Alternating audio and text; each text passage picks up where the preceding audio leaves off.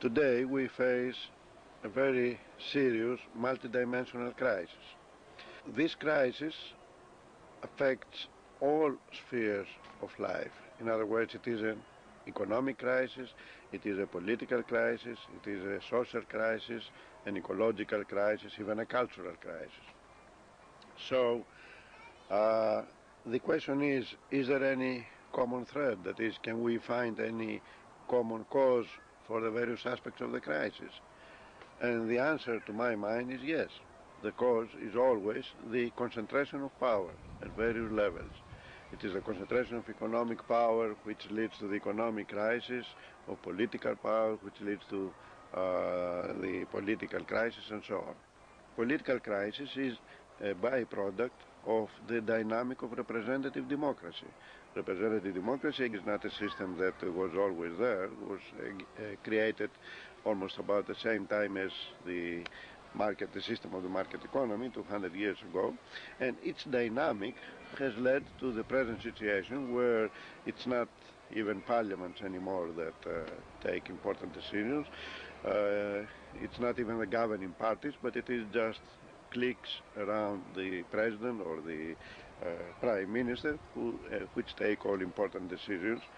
This creates huge alienation. That's why today we don't have any more mass political parties. People do not become members of parties as used to be the case in the past. Not only this, today many people do not even bother to vote. So this is a manifestation of the huge political crisis that the system of representative democracy is going through at the moment. Therefore, if you look at every aspect of the present crisis, you will see that the ultimate cause behind it is the concentration of power in some form. And that's why we need an inclusive democracy, because an inclusive democracy is the abolition of this concentration of power at the institutional level, the abolition of this concentration of power in all its forms, and the creation of conditions of equal sharing of power, of political, economic power, and so on.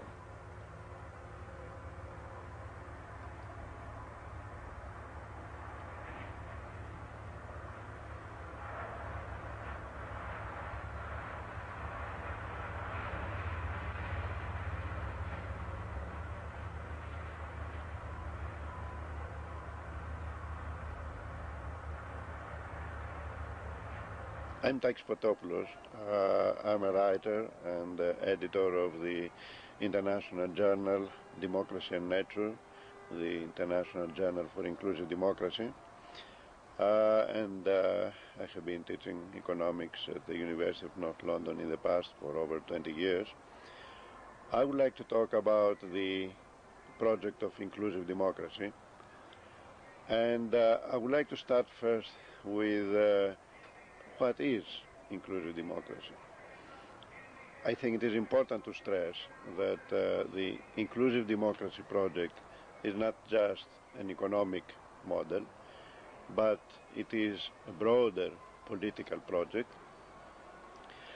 which aims to remake society at all levels, at the political level, the economic level, the social level, and of course in the ecological sphere.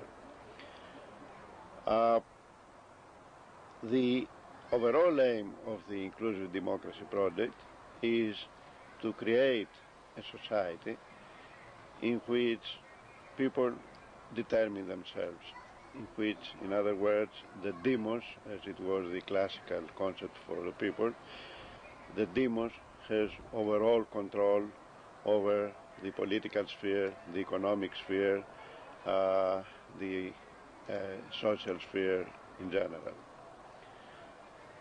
So the inclusive democracy project, in a sense, is a synthesis of the two major traditions, the two major historical traditions, the socialist tradition and the democratic tradition, and also of the currents that developed in the last 30 or 40 years, the new social movements, the feminist movement, the ecological movement, the identity movements of various sorts, and so on.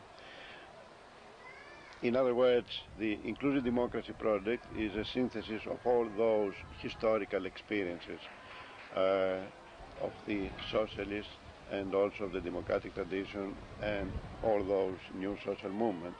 And in this sense, we can say that the inclusive democracy project is neither a theoretical construct, but it is the product of all those historical experiences, nor it is a utopia.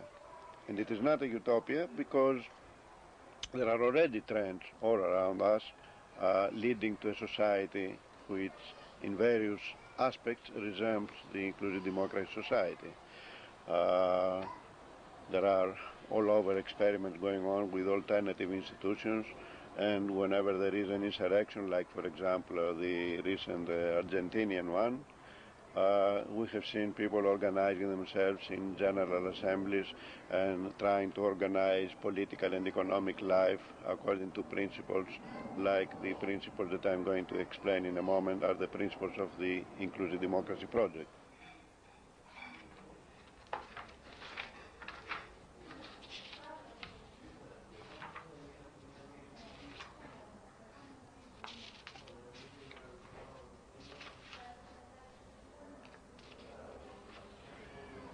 The four components of the inclusive democracy society are first the what we may call political or direct democracy, second economic democracy, third democracy at a social level, and fourth ecological democracy. So let's see briefly what we mean by each of those components. Political or direct democracy means the authority of demos, of people, over the political sphere. In other words, political democracy implies that it is people collectively that take decisions about all political affairs and directly without representatives, because what we call today representative democracy is a fake democracy, since there can be no representation of my will or nobody's will. That is, you can either express your will directly or you can simply delegate a certain kind of wish of you, but you cannot have somebody else decide for you. So political or direct democracy is the type of society where people directly and collectively decide for themselves on all important aspects of political life.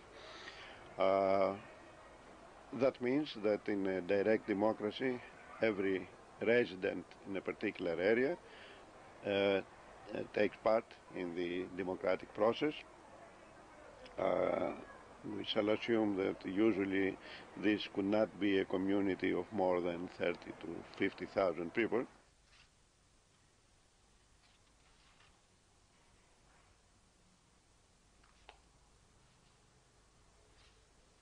In the same way as we define political democracy as the authority of demos over the political sphere, we can define economic democracy as the authority of demos over the economic sphere.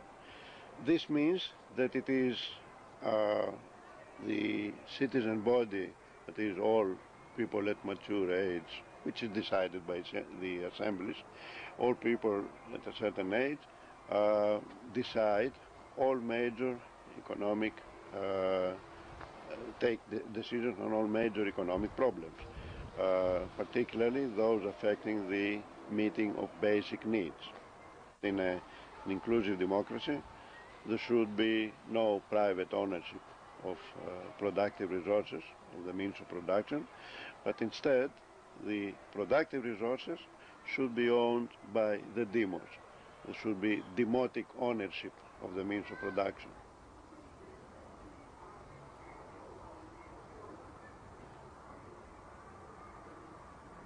The third component of inclusive democracy is democracy at a social level.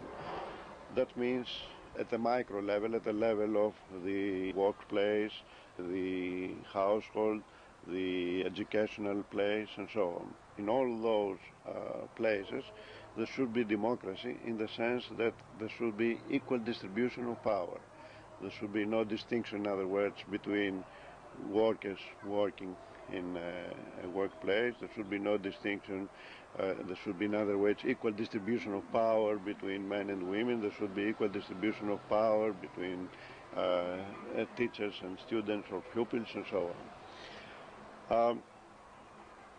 And finally, we have the fourth component of inclusive democracy, the ecological democracy component, which means that the inclusive democracy aims to create the subjective and objective conditions so that man is reintegrated into nature, society is reintegrated into nature. This is important because what we have today is a kind of situation where society is separate from nature. We see nature as an instrument to achieve certain objectives. The main objective is economic growth, of course, and as a result we suffer the crisis that we have at the moment, the serious ecological crisis.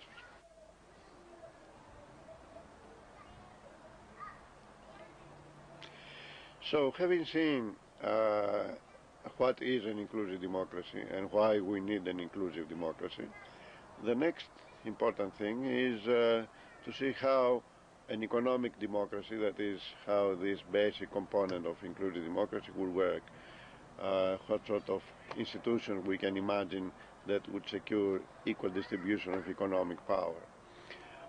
This is important not in order to prescribe some kind of regime that should follow in the future. This is silly because in fact it is the democratic assemblies of the future that will decide the form that their institution will take. What we can only do here is to give an idea of why such a system is feasible, how it can work, and make some proposals that would implement all the basic principles I mentioned before. The model, therefore, of economic democracy that I'm going to explain in a moment represents also a synthesis, as the whole project of inclusive democracy represents a synthesis of two systems that we have known in the past, the planning system on the one hand and the market system that we still have. The basic element of the planning system, or the basic aim, if you like, with the planning system was that it aimed at securing the meeting of basic needs of our people. On the other hand, the basic element that is produced or presented by supporters of the market system as its main strong point is freedom of choice. However, neither of the two systems has worked as in theory. That is, the planning system, the central planning system in the East, has created some conditions so that the basic need, more or less, of all people have been met. But this did not mean any kind of economic democracy because, as I said before, the decisions were taken by the political elite. Nor the market system does satisfy the supposed advantage of freedom of choice, because it's ridiculous to talk about freedom of choice when basic needs have not been met. So the question is how we can have a system that on the one hand secures the satisfaction of all basic needs of all citizens, and on the other hand secures freedom of choice. For this, the proposal of the Inclusive Democracy Project is to combine the planning element, which would be especially useful as regards the meeting of basic needs, with the market element, not in the sense of a real market like the present one, but in the sense of an artificial market, and I'm going to explain it in a moment.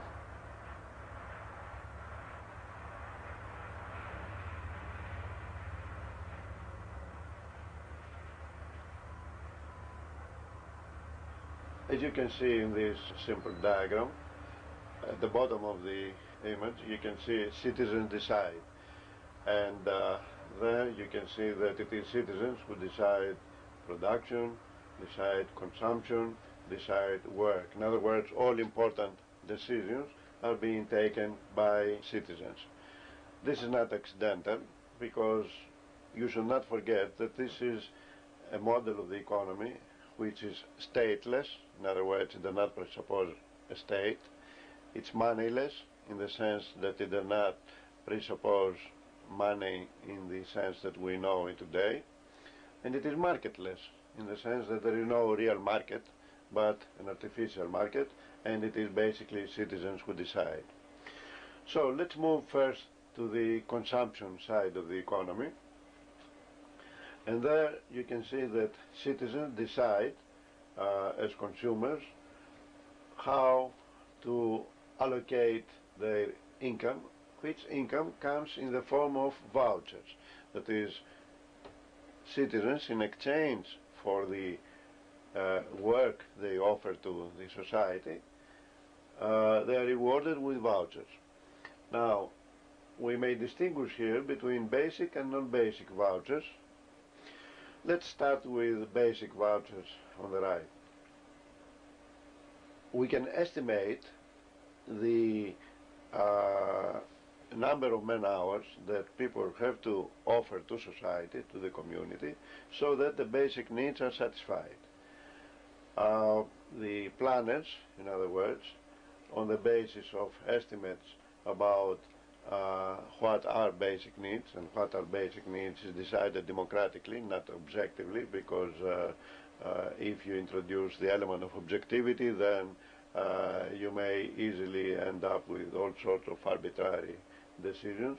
So democratically, citizens decide which needs are basic, and also which should be the level of satisfaction. What should be the level of satisfaction so that a basic need, say food or clothing or whatever, is satisfied.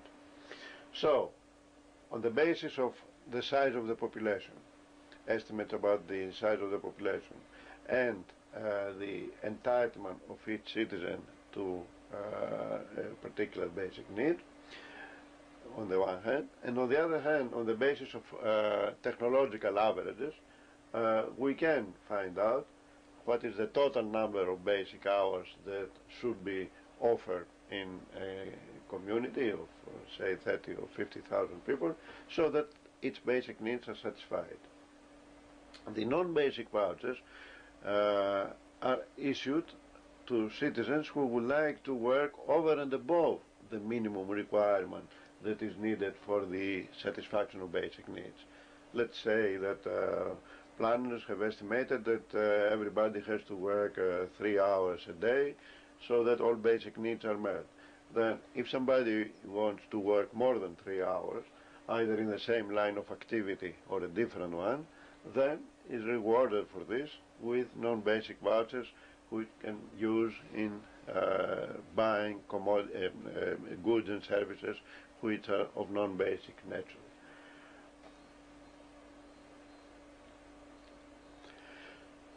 The question that arises with respect to non-basic vouchers is how we can determine the rate of exchange. In other words, the prices, in quotation marks, at which work is exchanged with non-basic vouchers.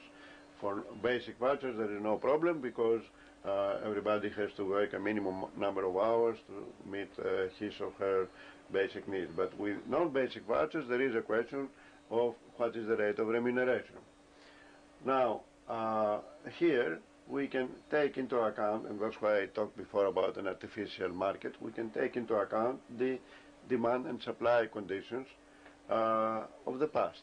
In other words, if, say, a mobile is characterized as a non-basic good by the assemblies, and if, say, over the past 6 months in this community there has been an offer of, say, 100,000 non-basic vouchers in the purchase of mobiles, and with these 100,000 vouchers people could buy 1,000 mobiles, because that was the total production of mobiles, Then, if we divide over the number of vouchers used in the purchase of mobiles over the number of mobiles produced, we get 100.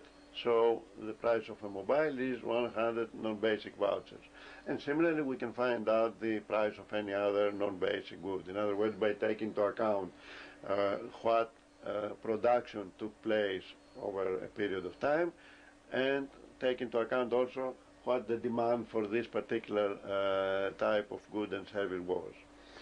This way, therefore, we start with actual demand and actual supply conditions rather than, and this is a major drawback of most planning systems, rather than by asking in advance people what they wish to buy and then calculate accordingly through the planning mechanism what to be produced. The disadvantage of all this type of planning is that people have to decide 6 months or a year in advance what exactly they're going to buy, which of course is something that seriously restricts freedom of choice.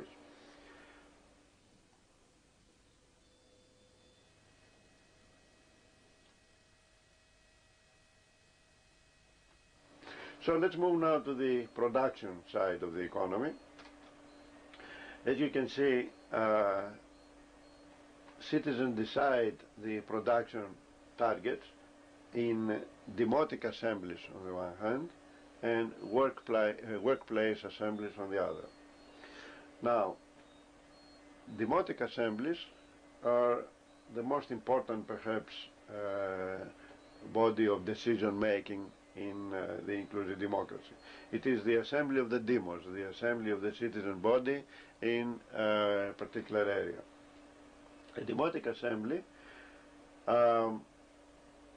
takes decisions on all aspects of economic and political and social life, and as regards economics in particular, it decides on the basis of the plan which is designed at a confederal level, as I'm going to see in a moment.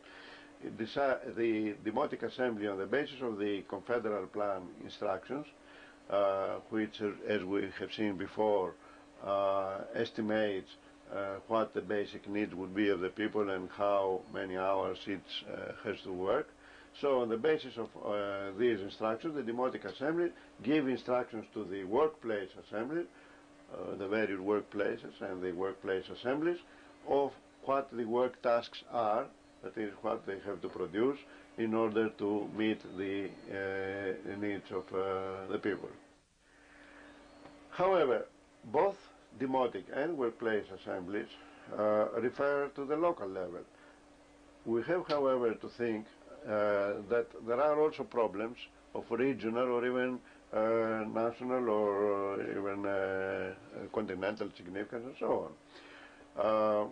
That's why we need also what we may call regional assemblies, as you can see in the diagram, which decide on problems that cannot be decided at a local level, because in principle all main decisions are taken at a local level, but there are problems which cannot be solved at a local level. Take transport, take energy, take communication.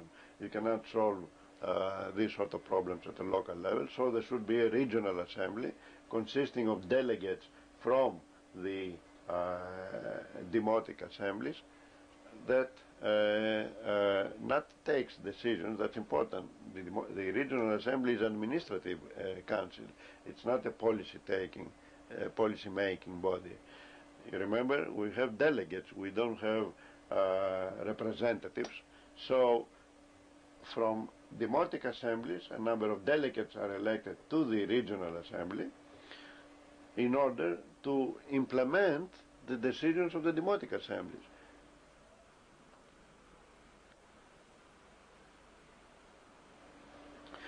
Finally, we have confederal assemblies, which are the highest organ of the economic organ of the inclusive democracy, and which means that an inclusive democracy cannot work only at the local level.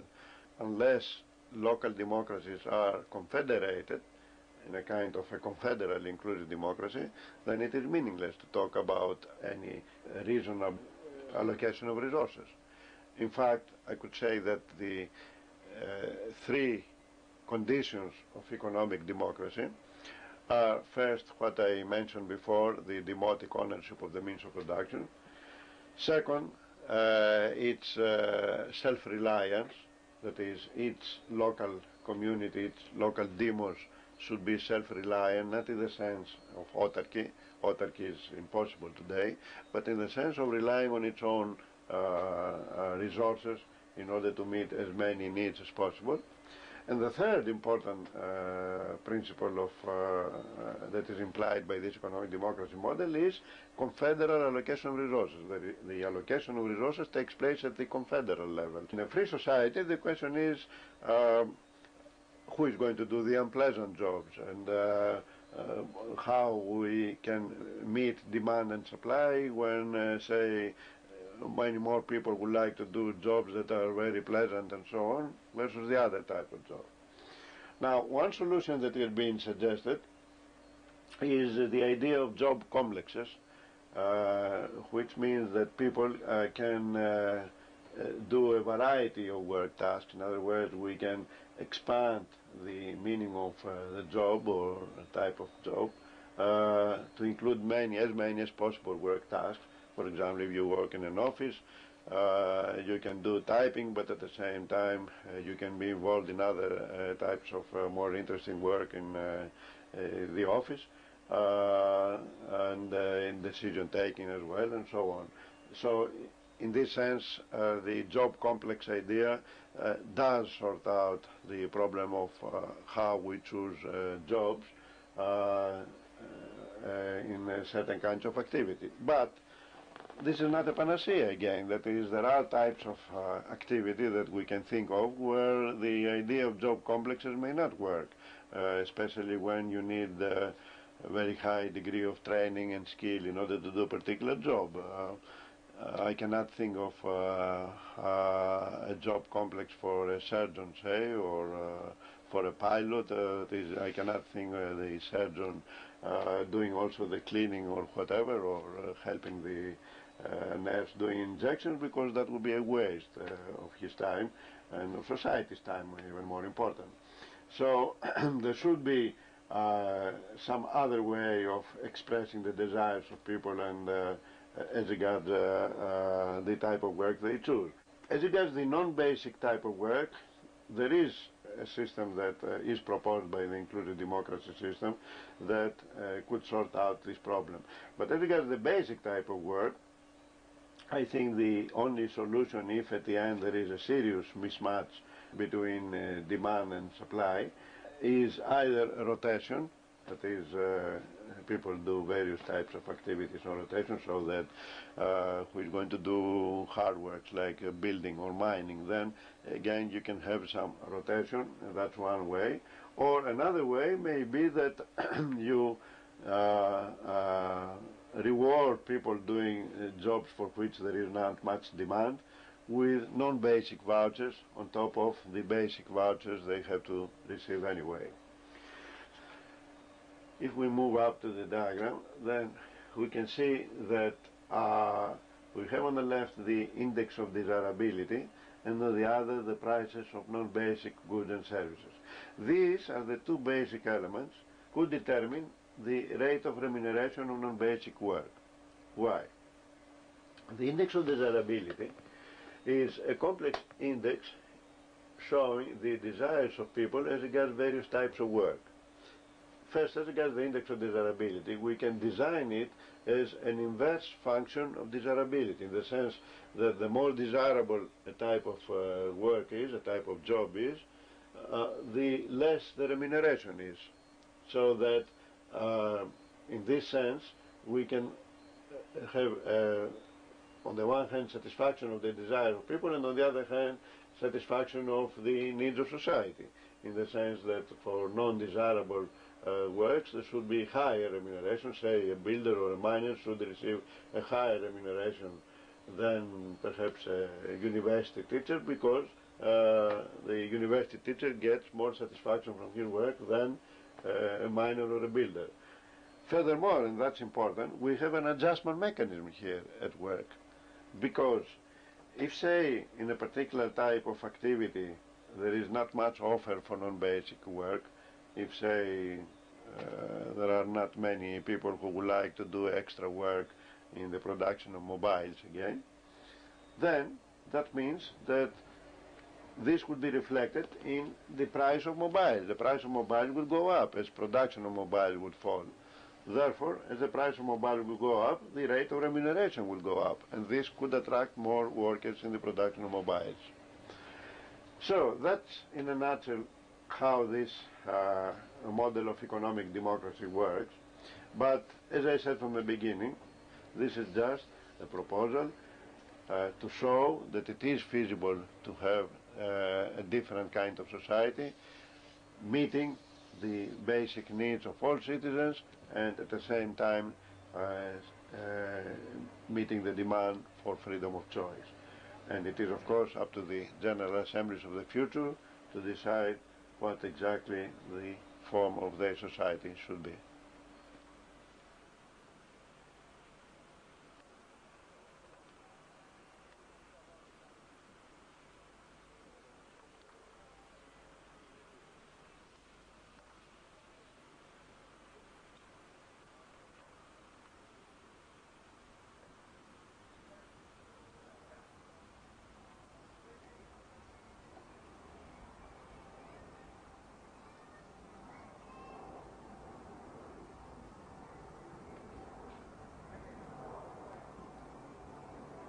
Finally, the question, which is of course a crucial question that we have to consider, is how we move towards an inclusive democracy. That is, how we envisage a transitional strategy towards this sort of society.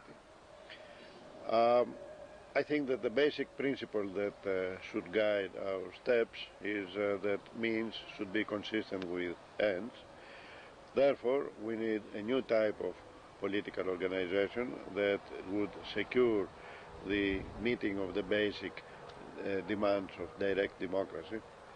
Therefore, that rules out any kind of avant-garde and hierarchical political parties and so on. And what we need instead is a new movement, a new kind of mass movement that would be based on autonomous, more or less, organizations that could be confederated, of course, that would start building institutions of inclusive democracy in their own areas. In other words, I can see the transition towards an inclusive democracy using two sorts of tactics, or if you like, strategies. On the one hand, the usual defensive strategy of the left, which means taking part in struggles of the working class, of people in general, against the attacks of neoliberal globalization. But this is only one part of the struggle, as far as I can see it. The other equally important, if not even more important, part of the struggle is the positive one, is the one involving building alternative institutions within the present society. In fact, this process has already started. That is, you can see all over the place co-ops being established by various groups, communes and so on. The LETS schemes in Anglo-Saxon countries, whereby unemployed people particularly avoid the use of money and can exchange directly their services with other services. So there are all sorts of schemes going on, similar schemes going on at the moment. The problem is that all those schemes are not part of a comprehensive political program for political change. For this, I would have no hesitation, even if these groups, these teams of people who have started installing these alternative institutions take part in local elections. In other words, if they take part in local elections in the sense of including the democracy program, or generally a program for a comprehensive type of democracy. And this presupposes that it has become already massive in the sense that the movement has already a significant appeal to the people. Then if they win the local elections, they have a perfect opportunity to apply, to implement at a local level the principles of inclusive democracy. In other words, they will take local power in order to abolish it, if you like, the next day, in the sense that once they take local power, they take over local power, then from the next day on they will start organizing people in neighborhood assemblies to take over instead of the usual council, the usual municipalist council and so on.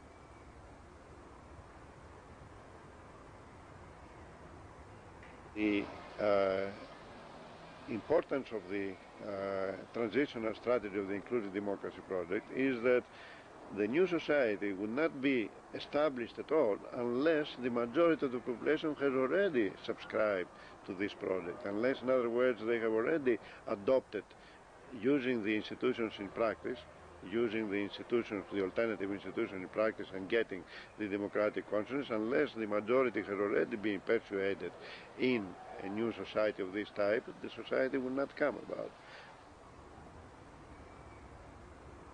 When the moment comes that the power from below, this power that has started from below, is more powerful than the power of the normal authorities, in other words, capitalists, the state, and so on, then after a period of tension between the state and the capitalist elite on the one hand, and the people self-organized in this way on the other, then you could expect that you could have a transition which may or may not be violent. That is, it would be violent, of course, if the elites, as it is possible, attack these sort of experiments using various forms of force, and force may not be physical force, even economic force may sometimes be enough, but it may not be violent. That is, it all depends, of course, on the balance of power at the moment of the transition.